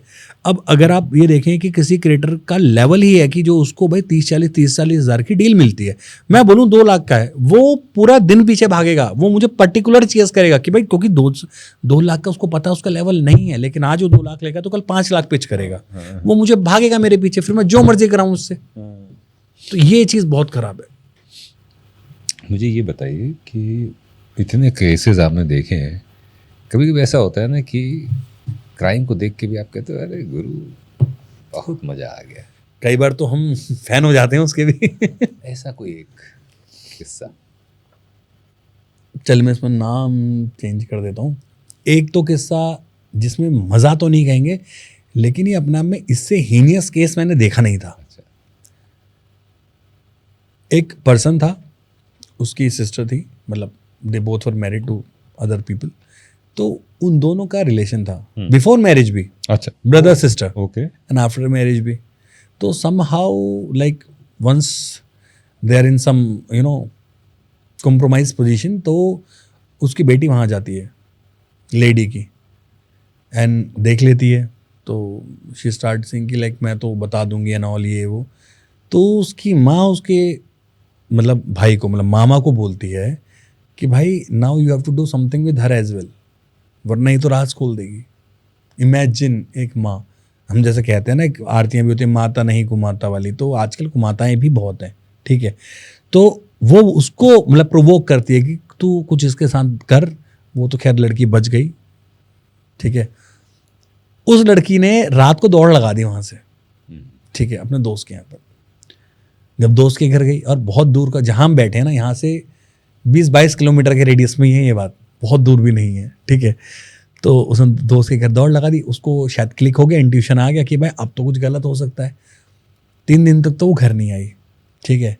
उसने अप्रोच किया, तो एक मेरा अजीज़ दोस्त है दिलीप, उस तक ये मामला आया। तो उसने बोला कि भाई ऐसे ऐसे है, लेकिन इस बच्ची का जो भी था फ़ोन, क्योंकि कॉलेज की बच्ची थी, उसका फ़ोन वोन सब घर पे है, ठीक है, वो कैसे लाया जाए। तो उस केस में हम गए, मतलब कुरियर वाले बने, तो पूरा कुरियर वाले का एक वेशभूषा बना के, मतलब आप समझो ना, एक लगभग 34-35 साल का आदमी कुरियर वाला बन के जा रहा है। अब एक्टर तो है नहीं ना, ऐसी कोई रिहर्सल। हमने कहा जो देख धक्का ही मारेंगे और क्या करेंगे। तो हम गए, 3 लोग पीछे अपना प्रैक्टिस में थे कि भाई तू नहीं आया ना, जैसा मूवी का होता है 5 मिनट में नहीं आया तो हम अंदर आ जाएंगे, ये वो। फिर हमने उसकी मॉम से बात की कि ऐसे ऐसे कोरियर है आपका। तो उसने बोला हमने तो ऑर्डर नहीं किया है। फिर वही वाला अपना ड्रामा कि नहीं किया तो ठीक है, साइन करो। कर दिया उसने साइन में, कहा 2000 रुपये दो क्योंकि कैंसिल है। उसकी मम्मी परेशान, कैसे, हमने लड़की से पूछ लिया था फ़ोन कहाँ रखा है। अब अंदर रूम तक जाते, अपने वॉशरूम वगैरह का बहाना किया, दिल धड़क रहा था बहुत ज़्यादा, लेकिन हम कैसे न कैसे रूम में पहुँचे। फिर एक्चुअल में वही हुआ जो हमें लग रहा था। उसकी मॉम को पता लगे, उसकी मॉम को ना फटाक से लॉक किया, वहाँ फ़ोन उठा और गायब। ये केस ऐसा था, मतलब आज भी मैं सोचता हूँ मेरे को लगता है मैंने कैसे कर लिया ये उस टाइम में। एंड आने के बाद मैंने जो दबा के इलेक्ट्रोलाइट पिया है, मतलब ORS होता है ना, मैंने ORS पिया है। अच्छा। मैंने कहा भाई अब सांस नहीं आएगी। ऐसे ये केस था, उसमें एक लड़का डबल डेट कर रहा था। ये डबल डेट का किस्सा खुला, आई थिंक आपने बम्बल करके एक ऐप होती है, टिंडर है, बम्बल है, ये बम्बल का किस्सा। और ये तो अभी पुराना ही है, 7-8 महीने पुराना, ज़्यादा पुराना भी नहीं, मतलब नवंबर का है, लास्ट ईयर। तो एक लड़का किसी को डेट कर रहा था लड़की को, पर उस लड़की को समहाउ लगा DO की लड़की है, तो उसने बोला कि ये सर ऐसा लग रहा है कि ये कहीं डबल डेट कर रहा है। तो सिंपल सी बात है, हमारा क्या होता है ना, मेरी बच्ची है, मैं कहा दफ़ा कर, मेरे सबसे पहले क्यों, मेरा भी काम बचेगा भाई, तेरी भी लाइफ सॉर्ट। जब एक बार लाइफ में डाउट आ गया तो आप क्या कर रहे हो वहाँ पर, मैं कहा लेट इट बी। कह रही नहीं सर, मतलब हमारा तो शादी तक का था। मैं कहा तब तो फिर एक मामला अलग है। फिर उसने बताया कि लाइक हम काफ़ी क्लोज हैं एंड 3-4 साल से साथ हैं। तो मैंने कहा तुम्हें किसी पर डाउट है तो हम हैं, डिटेक्टिव वगैरह फ्रेंड्स होते हैं। मैंने कहा भाई सीधा इंक्वायरी करवाते हैं फिर तो उसने कहा डाउट तो नहीं है, लेकिन ये है कि ये जब भी आता है ना, ये 2-2 3-3 दिन के लिए गायब रहता है। ठीक है, उसने ये नहीं बताया और भी लोग गायब रहते हैं, डाउट भी नहीं है। जिस लड़की पर उसने डर बताया वो तो बहुत सीधी निकली। तो हमने एक डिटेक्टिव हायर किए ये करोल बाग से। जब हमने डिटेक्टिव हायर किया, अब डिटेक्टिव को भी क्या ही पता है क्या चल रहा है। उसने बोला कि अंकुर भाई ऐसे ऐसे है, फलाना होटल में है, फलाना क्या है अपना इरोस नेहरू प्लेस में होटल है, कह रहा इरोस में लड़का जा रहा है किसी की मर्सिडीज़ में। तो मैंने उसको बताया कि वो लड़का मर्सिडीज़ में किसी के साथ जा रहा है, आपके किसी है फ्रेंड वगैरह के पास मर्सिडीज़? कह रही नहीं, मर्सिडीज़ तो मेरे किसी फ्रेंड के पास नहीं है। वो बहुत वेल टू डू लड़की थी, जीके की। ठीक है, तो हम गए, हमने पीछा किया, सब कुछ किया। अब आपको ये ध्यान रखना है, मैंने उस लड़की के अलावा किसी की शक्ल नहीं देखी है, मैं सिर्फ लड़की को जानता हूँ। ठीक है, गए, पता कर लिया नीचे से कि कौन सा रूम है। अंदर गए, अंदर जाते हैं तो साथ में बंदा जाता है हमारा हाउसकीपिंग वाला, वो लड़का नॉर्मल अपना लाइक बॉक्सर वगैरह पहन के। हाँ, तो हमने धक्का वक्का मारा, एकदम लड़का खड़ा गया, कौन है, मतलब बदतमीजी जैसे होती है, बिकॉज उसको ना हमारा पता, ना बैकग्राउंड का और ना पूरे माहौल का कि गेम क्या चल रहा है। ठीक है, तो अंदर जो सोचा था वही था। हम गए। अब होता क्या है, जब दो बंदे आपस में कन्फ्रंट कर रहे होते, कि लड़की ने तो देख लिया उसको भी पता लग गया लड़की आ गई, ये गेट है, इधर लड़का खड़ा है, इधर लड़की है, ना वो अंदर आ रही है ना वो बाहर आ पा रहा है, उनकी बातचीत वहीं चल रही है। एंड मैं और वो हमारे डिटेक्टिव साहब, ठीक है, like he is a very senior person, तो उन्होंने बोला यार ऐसा है, तब तक वो महिला है उसको तो साइड कर दो, उसकी क्या गलती। वो था, उनके साथ एक और महिला थी, वो गई, वो उनको थोड़ा सा चादर वादर ऐसे करने, यूं करके लड़की अंदर आती है, कहती मम्मी। वो ऐसा शॉकिंग हो गया ना। अब हमें ये नहीं समझ में आ रहा हमें यहाँ रुकना है, जाना है, फीस लेनी है, नहीं लेनी। 2 दिन के बाद जब वो लड़की दोबारा आई, क्योंकि देखो अब काम किया, पैसे तो लगेंगे ना, तो हमारे साहब पैसे मांगने लगे। तो कह रहे बुलाओ यार उसको। मैंने कहा उसके साथ तो मतलब बड़ा ही धोखा हो गया, मतलब इससे बड़ा धोखा तो क्या है। कह रहा वो होता रहेगा, कह रहा पैसे चाहिए भाई, हमने अपने बंदे दौड़ाए हैं, हमारी महिला कर्मी साथ गई हैं जो 7 बजे घर जाती हैं, 10 बजे तक तुम्हारे साथ है। तो मैंने, वो लड़की आई, फिर मैंने उसको बोला, वो आई पैसे देने, तो मैंने कह रहा I am really sorry to like so that. मैं कहा हमें नहीं पता था। कह रहे नहीं अब तो सब कूल हो गया है, तो अब मैं किसी और को डेट कर रही हूँ, वो मम्मी का ही हो गया है। तो इमेजिन ऐसे भी लोग हैं, मतलब जिनको आप जेंजी कहते हो, दिस इज एक्चुअल जेंजी, मतलब उनको कोई फर्क नहीं पड़ता, मतलब उससे वो लड़ाई कर रही है, द कैजुअलिटी मम्मी और चलेगी। तो फिर मैंने कहा आपने कह रही तो मुझे थोड़ी पता, मेरे घर की मर्सिडीज में ही जा रहा है। कह रही कोई बात नहीं। तो ऐसे केसेस आते हैं हमारे पास। तो जहां पर कई बार लगता है कि मैंने कहा गुरु ये तो काम ही गलत हो गया, ये कौन सा केस मिल गया हमें। ओह गॉड। अच्छा ये बताइए, ऑनलाइन बेटिंग और गेमिंग एप्स जो है, ये कितना बड़ा खतरा है आपको? एक तो एक लालच भी है इसके अंदर जी, वो एक एलिमेंट तो है ही है, पर in terms of cyber security, जब आप बेटिंग एप्स या गेमिंग में कर रहे होते हैं तो आप कितना एक्सपोज्ड है, कितना बड़ा रिस्क है आपके लिए? देखिए ऑनलाइन बैटिंग में ये साइबर क्रिमिनल के अकॉर्डिंग तो ज़्यादा इसमें खतरा नहीं है, लेकिन अगर मैं आज देखूं तो जो बैटिंग ऐप्स होती हैं, बैटिंग ऐप्स मोस्टली क्या करती हैं, कंट्री का फंड बाहर भेजती हैं। ये लोग समझते नहीं हैं। अभी जैसे महादेव बुक, ज़्यादातर ये लोग बाहर से फंड करते हैं। जी, मोस्टली भी बाहर, दुबई, यहाँ सब बाहर है, इंडिया में कुछ नहीं है, तभी तो हाथ नहीं आते। अभी एक बहुत बड़े हैं, नाम लेने में हमारे डर नहीं लगता, सौरभ चंद्राकर, ठीक है, इतना बड़ा उन्होंने बैटिंग वेटिंग का काम किया, दुबई में मज़े से घूम रहे हैं, और भी बहुत सारे लोग हैं, ठीक है। तो यहाँ पर पैसा लिया जाता है, दिया तो बहुत कम जाता है। देखिए बैटिंग में अगर आपने सामने वाले पार्टी को जिता दिया तो फिर आपने क्या बैटिंग करी। जुए में तो जुआ खिलाने वाला जीतता है, सही बात, आप नहीं जीत सकते। तो अगर यहाँ पर आप 10 लोगों को जिता रहे हो, लाख 2 लाख 1.5 लाख, लेकिन आप उसी पर्टिकुलर पूल से कम 150 करोड़ कमा रहे हो एक दिन का, इतना बड़ा मार्केट है सिर्फ एक जगह का। और अगर पूरे इंडिया का बताऊं, जब आईपीएल चलता है, आईपीएल के दौरान जो हाई प्रॉमिसिंग मैच होते हैं, जैसे चेन्नई वर्सेस मुंबई हो गया, आरसीबी वर्सेस एसआरएच हो गया, इन सिंगल मैच पे जो मैं कंट्री वाइड बता रहा हूँ बैटिंग, ये 1400 1500 करोड़ की लगती है इंडिया में तो नहीं आ रहा इतना पैसा, सब बात। अर्थव्यवस्था कहाँ चली जाती है ना, ये तो बाहर ही जा रहा है सारा पैसा। एक और इसी से जुड़ा सवाल ऐड कर दे रहा हूँ मैं, क्या इससे लॉन्ड्रिंग भी हो रही है? ये लॉन्ड्रिंग ही हो रही है सर। नहीं, ये तो जो ओनर्स हैं, हाँ। चलिए उनकी जो खेल रहा है वो भी किसी तरह से इसको लॉन्डर कर रहा है या इसको यूज कर रहा है। बिल्कुल लॉन्ड्रिंग, क्योंकि हमारा इंडिया का पैसा अगर लेट्स से पाकिस्तान जा रहा है, यूक्रेन जा रहा है, तो लीगल मेथड से तो जा ही नहीं सकता ना। आपने जान के किसी अपने इंटेंट से किसी के अकाउंट में डिपॉजिट कराया है। और आजकल मैं आपको बताऊं, इसमें लॉन्ड्रिंग की अगर परिभाषा बताएं तो लॉन्ड्रिंग की परिभाषा चेंज, जैसे हमारा MLA anti money laundering act होता है, ठीक है ना, या प्रिवेंशन ऑफ मनी लॉन्ड्रिंग है, तो वो एक्ट बहुत धरे के धरे रह गए, क्योंकि पैसा तो है ही नहीं। मैंने बताया नंबर्स का गेम है। आजकल टोटल चल रहा है क्रिप्टो में, सेफेस्ट लेजर टू लेजर। यहाँ पर चांदनी चौक में आपने एक पर्टिकुलर जगह पे किसी इंसान को 2 करोड़ रुपए हाथ में थमाए, वो उसने क्रिप्टो में चेंज किए और वो क्रिप्टो आपका चला गया दुबई।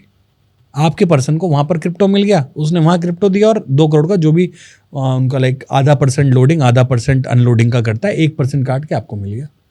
कितनी सफाई से पैसा चला गया, पैसा हिला भी नहीं अपनी जगह से। पहले तो एक्चुअल में हिलते भी थे पैसे, अब पैसा हिलता भी नहीं है, क्रिप्टो हो गया है, अनट्रेसेबल, कर लो ट्रेस। तो क्रिप्टो के आने से मनी लॉन्ड्रिंग तो बहुत बड़ा है, नो डाउट बहुत बड़ा है। मतलब इंडिया का देखें तो लगभग 45% की ग्रोथ हुई है इसमें, और 45% बहुत होता है। मैं ये सवाल पूछना चाहता हूँ कि अगर किसी को ये लगे कि वो क्रिप्टो या इन्वेस्टमेंट स्कैम का शिकार हो गया है तो क्या कर सकता है? देखिए अगेन इसके लिए मैं वही चीज़ बताऊंगा, अगर वो शिकार हो चुका है क्रिप्टो का तो ये सारी जनता के लिए ही है। अगर आपको लगता है आप क्रिप्टो का शिकार हो गए हो तो अपनी तरफ से एक बार आपको कंप्लेंट तो करनी बनती है, एंड ये आपका राइट है। कई बार पुलिस वाले 1930 पे डालो, और मैं तो कह रहा हूँ 1930 पे डालो, कराओ, उसके बाद इंस्टेंट अपने नियरेस्ट साइबर पुलिस स्टेशन भी जाओ, उनकी ड्यूटी है। अगर नहीं होती वो साइबर पुलिस स्टेशन नहीं खोलते। ये आपका जिसे कहते हैं ना वीक पॉइंट होता है कि गए नहीं, क्यों नहीं सुनी, आप बैठो वहाँ पर धरना दो। आपके साथ गलत हुआ है तो आपका राइट है वहाँ पर कंप्लेंट करना। आपके साथ अगर गलत हुआ है तो आपका राइट है वहाँ पर कंप्लेंट करना, आप करोगे। नहीं करेगा तो आप उसके सीनियर अधिकारी को बताओ कि ये फलाना पर्सन है, मेरी रिपोर्ट नहीं लिख रहा है। पैसा मेहनत का होता है, ठीक है, मैं मानता हूँ, चाहे लालच हो चाहे, पर लालच की इतनी बड़ी सजा नहीं होती ना कि सारा पैसा क्रिमिनल को दे दिया और आप हाथ पे हाथ धरे बैठे हो। आप सैलरी ले रहे हो, आप साइबर पुलिस स्टेशन में तैनात ही इसलिए क्योंकि आपको वो काम करना है, वरना आप तैनात नहीं होते। तो जो इंसान कहता है कि हम गए थे सुनवाई नहीं हुई, मैं कह रहा हूँ सुनवाई होगी, आप सीनियर तक जाओ। सीनियर नहीं, हर चीज़, हर एक पर्सन का एक सीनियर बैठा होता है, उस तक करो। नहीं होता तो फिर मेरे को बता दो, मैं आपकी हेल्प करने को तैयार हूँ। Free of cost legal consultation है। लेकिन बॉस इसको आप एक हैबिट मत बनाना। ये जो क्रिप्टो में पैसा डालना है, कुछ करना है, लोग क्या करते हैं मैं आपको बताता हूँ। बेसिकली आज के टाइम पे बहुत कॉमन हो गया है, इंस्टाग्राम में ना कुछ इन्फ्लुएंसर्स हैं, क्रिप्टो इन्फ्लुएंसर्स कहते हैं उनको, ठीक है, अपने आप को। वो क्रिप्टो के बारे में बहुत जानते हैं, एजुकेशन देखोगे BA भी नहीं कर रखा उन्होंने ढंग से, ठीक है, तो लेकिन वो क्रिप्टो के बारे में सब कुछ जानते हैं। मतलब जितना एक बीटेक एमटेक वाला पर्सन भी नहीं जानता। उनकी पूरे जीवन की भी कमाई उतनी नहीं है जितनी वो शो ऑफ कर देते हैं। तो भाई अगर वो कहीं से गाड़ी लेके आ रहे हैं ना, मर्सिडीज BMW, वो रेंटेड होती है, आप चीज़ को समझो। और अगर नहीं होती तो दोस्त की उठाते हैं, नहीं होती अपने घर के लिए, आपके लिए नहीं ला रहे। किसी की मर्सिडीज देख के अपनी जैगुआर के सपने देखने छोड़ दो, नहीं होता ये सब। शो बिजनेस है बॉस, जो दिखेगा वो बिकेगा, इसीलिए वो अपने आप को बेच रहे हैं, वो प्रोडक्ट है, ठीक है। आप उनको मत खरीदो, आप अपना पैसा सही जगह लगाओ। गवर्नमेंट की जो स्कीम्स होती है उनमें लगा सकते हो, क्योंकि कम से कम उसमें इतना है कि आपका पैसा डूबेगा तो वो स्टिल अकाउंटेड मनी है, आपको पता है आपने कहाँ डाला है। आप गवर्नमेंट से बहसबाजी कर सकते हो। जो चीज़ एग्जिस्ट ही नहीं कर रही, आप उसके पीछे कहाँ दौड़ोगे? क्योंकि इंडिया में तो कुछ इनके सर्वर है नहीं। पुलिस वाले भी कहते हैं तो बाहर पैसा चला गया, हम कहाँ से लाए? कहीं ना कहीं वो ठीक है, लेकिन वो अपनी तरफ से एफर्ट भी नहीं डालते इनको ढूंढने के लिए, तो ये चीज़ गलत लगती है। डार्क वेब, इसके बारे में हम बहुत सुनते थे, तो क्या ये अभी भी is it still a reality to do things that you can not do in the real world? Sir dark web is the only reality that actually exist. जो हम जिस दुनिया में हैं बहुत छोटा है एक्चुअली। क्या ना, बने एक साथी थे, आपने देखा होगा। अगर मैं लेमन में थोड़ा सा बताऊं, जैसे वो लेके एक वो था, जब समुद्र मंथन हुआ था, अमृत निकला था, ठीक है, तो वो अमृत वही चीज़ थी कि भाई क्या करना है क्या नहीं करना है। वो असुर था, असुर को क्यों नहीं दिया जा रहा था? क्योंकि वो मिसयूज़ करते हैं अपने अमृतत्व का। तो जो आज पाताल में है, जो डार्क वेब में है, 90% असुर ही है। उनको अच्छा काम करना नहीं आता। ऐसा नहीं कि कर नहीं सकते, पर जिसके मुंह पे सर लग जाए ना, जैसे क्विक मनी, तो वो फिर बंदा नॉर्मल काम नहीं कर पाता, उसको क्विक मनी की आदत होती है। आज अगर आप देखें, एक पिस्टल से लेके एक ब्रिटिश पासपोर्ट तक डोर स्टेप पे आता है डार्क वेब के थ्रू। आपको इंडिया में भी कहीं भी आपको बस ये पता होना चाहिए कौन सी वेबसाइट है, कौन सा पर्सन देगा। आधे लोग क्यों नहीं कर पाते? अगर मैं आपको आज बोलूं कि चलो मेरे साथ चंडीगढ़, आपको एक बहुत अच्छे चाप खिलाता हूँ, निहारी खिलाता हूँ, ठीक है, आप कहेंगे चलो, मैंने जाके छोड़ दिया। कहाँ जाओगे? एड्रेस थोड़ी बताया मैंने। एड्रेस पता होना is the important thing in the dark web. Dark web एक मेज है, भूल भुलैया, आप नहीं कुछ कर पाओगे। भूल भुलैया में तो अक्सर इंसान खो ही जाता है जब तक आप उसको बताएं ना। अब होता क्या है, इसी चीज़ को बताने के पैसे होते हैं। जो क्रिमिनल्स होते हैं ना, वो बताते हैं, कंसल्टेशन का यही पैसा है। आपको बता दिया कहाँ से पासपोर्ट मिल रहा है, उस पासपोर्ट वाले तक पहुँचाने का जो आपको वो रास्ता बताएंगे उसके पैसे होंगे। पासपोर्ट वो नहीं बनाते हैं। देखिए ये ना एक वर्गीकरण हो चुका है हर चीज। बनाऊंगा मैं, बेचेगा तू, मेरी मार्केटिंग तू करेगा, तभी तो तीनों कमाएंगे, वरना एक ही बंदा कमाएगा। डार्क वेब पे कमाई सबकी है। आपको चाहिए कि यार एक फलाना मिनिस्टर है XYZ, ठीक है, नो मैटर कितनी बड़ी सिक्योरिटी, अगर उसके फ़ोन में सिम है, अगर उसके फ़ोन में इंटरनेट है, हैकेबल है। आप एक ही कंडीशन में हैक नहीं हो सकते हो, सिम अलग हो, मोबाइल स्विच ऑफ हो। लेकिन मोबाइल स्विच ऑफ हो, ढूंढा आपको तब भी जा सकता है। आपको पता है आईफोन में जैसे फाइंड माई फ़ोन की एक सुविधा होती है, अगर आपका फ़ोन ऑफ है तो कैसे ढूंढ लेता है? क्योंकि हमारे आईफोन में एक बीकॉन होता है, हार्डवेयर बीकॉन, ब्लूटूथ के साथ अटैच्ड होता है। वो बीकॉन बताता है कि इसकी पोजीशन कहाँ है। सोचो, हम जब फ़ोन बंद करते हैं, दोबारा ऑन करते हैं, टाइम एग्जैक्ट कितना उतना ही क्यों आता है?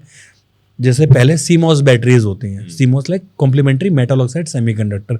सीमॉस बैटरीज हमारे जनरली लैपटॉप्स में, कंप्यूटर्स में लगती थी। एक छोटा सा बटन सेल आता है बड़ा, अगर आपने देखा हो, मदरबोर्ड के साथ कनेक्ट रहता था वो। तभी आप कभी भी उसको दोबारा स्विच ऑफ स्विच ऑन कर रहे हो तो टाइमिंग एकदम डेट टाइम सही दिखाता है। क्यों? उतनी मेमोरी उसमें सेव रहती है जब तक वो है। जिस दिन वो डिस्चार्ज हो गया वो भी चला गया। तो सेम वे आपके फ़ोन में उतना बैटरी का स्टोरेज वो अपने लिए रखता है बीकॉन, कि भाई कल को अगर मैं खो जाऊंगा तो अगर मेरा कोई मालिक मुझे ढूंढेगा तो मुझे यहाँ से बीकॉन देना है कि मैं यहाँ हूँ। तो जब वो बीकॉन एक यूज़र को दे सकता है जो कि निहायत ही अनपढ़ है, जिसको कुछ नहीं आता, तो साइबर अटैकर को सोचो जिसको सब आता है, वो क्या नहीं कर सकता। तो आपका फ़ोन स्विच ऑफ भी है तो आप सेफ नहीं हो, सर्च आप तो भी किए जा सकते हो। भाई ये कि डेटा ट्रांसफ़र नहीं होता है।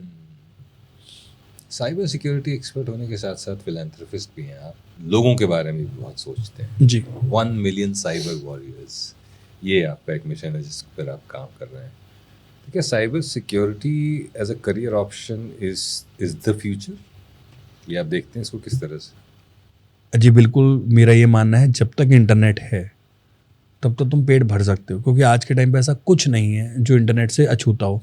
एक समय था जब हमने साइंस लिया, मैं PCM वाला था, मेरे कई दोस्त बायो में चले गए, मैंने भी 6 महीने लिया बायो, लेकिन वो जिस दिन काटा मैंने, वो मेंढक था, वो बस उस दिन आत हो गई। मैंने कहा अब तो नहीं हो जाएगा, क्योंकि ये पहला है, ऐसे और करने हैं। हाँ, ठीक है, बहुत करने होते हैं। तो हमने कहा कंप्यूटर बढ़िया है। कंप्यूटर हमने ट्राई किया तो भाग गया थोड़ा मन को, और थोड़ा नई चीज़ भी थी, सबके पास था नहीं।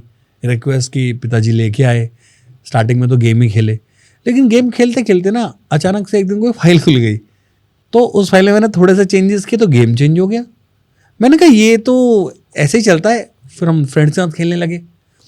मैंने पीछे से कुछ, उनको ट्वीक्स कहते हैं बेसिकली, वो मैंने ट्वीक कर दिया, वहाँ मेरा प्लेयर, अब वो मेरा जो दूसरा फ्रेंड था वो मेरे प्लेयर को मार ही ना पाए। तो मैंने कहा ये तो, उस टाइम हैकिंग वैकिंग कुछ नहीं होता था। तो धीरे धीरे धीरे जब छेड़खानी करी ना तो चीज़ें समझ में आई, फिर हम इसी फील्ड में आगे चले गए। बट उस टाइम कोई सीखने और कोई सिखाने वाला नहीं था, हमें ये नहीं पता था अगर हमें प्रॉपर गाइडेंस चाहिए तो कहाँ जाना है। बट आज के टाइम पे तो there are an number of colleges जो BTech cyber security with specialization करा रहे हैं। तो आजकल तो बहुत अच्छा मार्केट है। उस टाइम हमारे कॉमर्स वाले फ्रेंड कहते थे हमें कंप्यूटर की क्या नीड। अब मैं बोलता हूँ ITR भर ले बिना इंटरनेट के, है ना, नहीं होता है। MBBS वाले को बोलता हूँ अल्ट्रासाउंड का रिपोर्ट भेज के दिखा। इंटरनेट हर चीज़ में चाहिए आपको। तो जब तक आप इंटरनेट से जुड़े हैं ना कहीं आप भूखे तो नहीं मर सकते किसी भी हालत में। रही बात साइबर सिक्योरिटी की, आजकल आपने भी सुना वो चेन झपटा मारी है, ख़त्म हो चुकी है, कोई नहीं आता, सब डायरेक्ट ही पैसे साफ करते हैं और दूर बैठ के। क्योंकि जो कहते हैं रिमोटली काम हो सकता है तो आप टेंजिबल क्यों, टेंजिबल में तो पकड़ लेगा ना कोई आपको, रिमोटली काम होते हैं। तो जब क्राइम हो रहे हैं तो भाई उसको पकड़ने के लिए लोग भी चाहिए। तो इसीलिए मैंने स्टार्ट किया 1 मिलियन साइबर वॉरियर। मेरा एक प्रोजेक्ट है कि 1 मिलियन लोग हम इकट्ठे करेंगे, मतलब 10 लाख लोग। क्यों? क्योंकि जिस प्रोपोर्शन में आज साइबर क्राइम बढ़ रहा है, हम एक एक दो करके नहीं कवर कर पाएंगे। जैसे हमारे मोदी जी, उन्होंने कोविड के टाइम पे एक साथ कितने सारे सेंटर्स में जाके काम किया कि भाई आप सारे एक साथ इंजेक्शन लगवाओ, तब जाके हमने एक साथ किया। हम एक एक दो सेंटर करते तो नहीं हो पाता। तो मेरा भी ये मानना है कि आजकल जो साइबर क्राइम वाला जो कोविड है, जो पेंडेमिक है, इसकी रोकथाम के लिए हमें एक साथ काफ़ी सारे लोग चाहिए जो एकदम पॉपुलेट करें। एक बंदा 10 घर आराम से एजुकेट कर सकता है, मेरी मानना है। तो 10 लाख लोग कितने करेंगे आप सोचो। तो उतनी जल्दी जल्दी हम प्रोपिगेट करेंगे आगे। मेरा काम किसी को एथिकल हैकर बनाना या जॉब दिलाना नहीं है। हाँ, हम ये जब मिशन लेके स्टार्ट करें तो कुछ अच्छे बच्चे ज़रूर आएंगे जिनके अंदर लगन होगी, रिस्पेक्ट होगी, टीचर के लिए भी और इस सब्जेक्ट के लिए भी जिज्ञासा होगी, तो हम उसको कराएंगे। अच्छे इंसान पर अपना समय लगाना मुझे नहीं लगता कहीं से भी गलत है। एक अंकुर अगर 100 और अंकुर बना देगा तो भलाई होगा, नुकसान तो कुछ भी नहीं है। ठीक है। अब फीस हम इसमें कुछ भी नहीं ले रहे हैं बच्चों से। क्यों? हम चाहते हैं बच्चा आए और देखे। देखिए क्या होता है ना, सेल्फ डिफेंस की तरह साइबर डिफेंस मेरे हिसाब से फ्री होना चाहिए। आपका हक है अपने आप को बचाने का, डिजिटल वर्ल्ड में भी। और स्कूलों में भी पढ़ाया जाना चाहिए। बिल्कुल, मैं बहुत सेमिनार्स, वर्कशॉप्स लेता हूँ, मोस्टली सारे फ्री ऑफ कॉस्ट। मोस्टली इसलिए जब मुझे लगता है सामने वाला नहीं ले रहा। कई जगह कॉलेज बहुत चतुर होते हैं, वो मेरे नाम पे पैसा ले लेते हैं, अब मुझे कहते हैं सर आप देख लीजिए बच्चे हैं, आपकी बहुत तारीफ करते हैं। अरे बाल ऐसी थोड़ी वाइट हुए तारीफ की, बच्चे बता देते हैं। मैं सीधा पूछता हूँ कितने दिए, सर 1200 रुपये। फिर कॉलेज को कॉल जाता है, सर 1200 में से कितने आपके, कितने मेरे। तो जहाँ पर आपने लिया है वहाँ मैं चार्ज डेफिनेटली करता हूँ। भाई मेरा भी ब्रेड एंड बटर है, ठीक है, क्योंकि वो चीज़ मैंने सीखी है। लेकिन हाँ, जिस वर्ग के पास पैसा नहीं है वो मेरे पास आता है, सीखता है, हम लीगल एड देते हैं। मेरा एनजीओ भी है, द बेटर प्लेनेट सोसाइटी। उसमें हमारा एक प्रोजेक्ट है साइबर जागृति, साइबर अवेकनिंग। तो जितने भी लोग हैं जिनके अगेंस्ट साइबर क्राइम हो रहा है, जिनके पास लॉयर अफोर्ड करने की फ़ी नहीं है, मेरे बहुत सारे लॉयर्स हैं, मित्र हैं, कुछ हमारे सुप्रीम कोर्ट के, हाई कोर्ट्स के हैं, वो फ्री में लीगल एड प्रोवाइड करते हैं आपको, आपसे कोई चार्ज नहीं लिया जाता। कर रहे हैं जितना कर पा रहे हैं। आपने बड़ी कमाल की बात कही थी कि समुद्र मंथन में अमृत और विष दोनों ही निकले। जी, साइबर दुनिया में जो कुछ भी हो रहा है वो भी मुझे लगता है समुद्र मंथन की ही तरह है, जिसमें बहुत सारा अमृत निकला, बिल्कुल, और बहुत सारा विष भी निकला है। अमृत का फ़ायदा हमारे जैसे लोग उठा रहे हैं, आम जनता उठा रही है, और विष से बहुत लोगों का नुकसान हो भी रहा है। पर हमें खुशी है कि हमारे बीच आप जैसे नीलकंठ भी हैं जो उस विष के प्रभाव को कम करने के लिए जागरूकता फैला रहे हैं और लगे हुए हैं। आप जो काम कर रहे हैं अपने एनजीओ के साथ और साइबर दुनिया में जागरूकता फैलाने के लिए जो काम कर रहे हैं 1 मिलियन साइबर वॉरियर्स के तहत, उसके लिए तहे दिल से आपका शुक्रिया है। और हम उम्मीद करेंगे कि आप अपने मिशन में 1 मिलियन की जगह उसको और आगे लेके जाएं, 1 मिलियन कामयाब हो और फिर उसको 2 मिलियन 3 मिलियन लेकर जाएं। हर इंसान जो इंटरनेट यूज़ कर रहा है वो जागरूक हो, हर इंसान जो इंटरनेट यूज़ कर रहा है उसे पता हो कि वो किन किन ख़तरों से रूबरू हो सकता है और उनसे बचाव कैसे हो सकता है। मेरे ख्याल से एक वक्त ऐसा आएगा जब सरकार भी आपके एफर्ट्स को, आप जैसे सभी वॉरियर्स के एफर्ट्स को पहचानेगी और उसको फॉर्मलाइज करेगी। हमसे संवाद करने के लिए धन्यवाद, पर उससे भी ज़्यादा जो काम आप कर रहे हैं उसके लिए बहुत बहुत धन्यवाद। मुझे उम्मीद है कि आप ज़िंदगियां बचा रहे हैं, ज़िंदगियां बदल रहे हैं, और आप ये करते रहें, ये हमारी कामना है। और बड़े स्केल पर इसको करें। आपके ब्लेसिंग्स के लिए, आपके इतने मधुर वचनों के लिए धन्यवाद। एंड ये मिशन हर उस इंसान तक मैं पहुंचाना चाहता हूं जिसको इसकी ज़रूरत है। एंड जैसा आपने कहा, सरकार भी मदद करेगी, सरकार कभी ना कभी आएगी, बट कहते हैं ना prevention is better than cure. तो हम प्रिवेंशन पे काम कर रहे हैं फिलहाल, क्योर तो हम देंगे। लगभग 25 बड़े जो नेशनल मीडिया पोर्टल्स हैं उन्होंने मेरे इस पर्टिकुलर मिशन को कवर किया है। जैसे नवभारत टाइम्स है, टाइम्स ऑफ इंडिया है, HNN है, न्यूज़ 18 है, सब ने कवर किया है, सबको अच्छा लगा है। एंड उन्होंने मुझे बोला है कि इसमें जब पहली क्लास होगी ना तो यार हमारे बच्चे भी बैठेंगे। तो वो मुझे छू गई चीज़ कि लोग सिर्फ जुड़ नहीं रहे हैं, वो उससे प्रेरणा ले रहे हैं और खुद को भी उसका एक हिस्सा बनाना चाहते हैं। तो ये चीज़ बहुत बड़ी है मेरे लिए। आप बहुत अच्छा काम कर रहे हैं, हमको हमारी तरफ से आपको बहुत बहुत शुभकामनाएं। धन्यवाद सर। और अब तो हम जुड़ गए, जी, हम तो जुड़े रहे। और इनफैक्ट क्लास का इनविटेशन आपको भी आएगा। अरे बिल्कुल, और ये I am hoping and I am very sure that this is the beginning of a series of conversations that we are going to do eventually. Sure definitely. Thank you very much. Thank you sir.